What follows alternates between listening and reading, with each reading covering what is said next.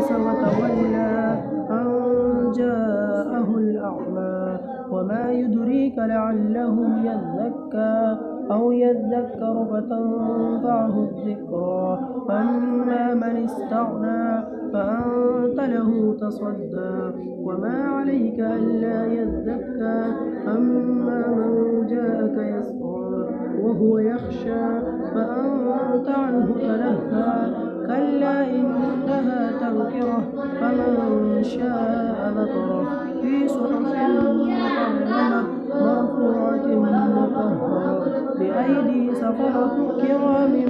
بررة قتل الإنسان ما أكفره من أي شيء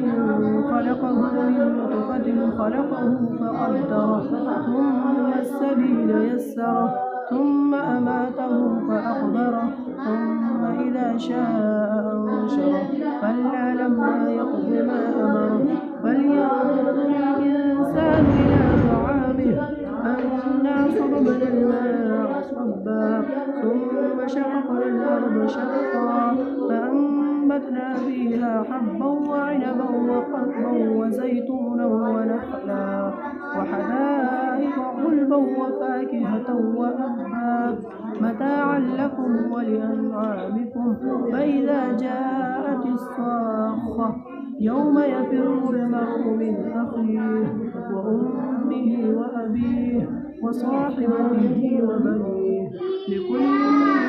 منهم يومئذ شأن يغنيه وجوه يومئذ مسفرة ضاحكة مستبشرة ووجوه يومئذ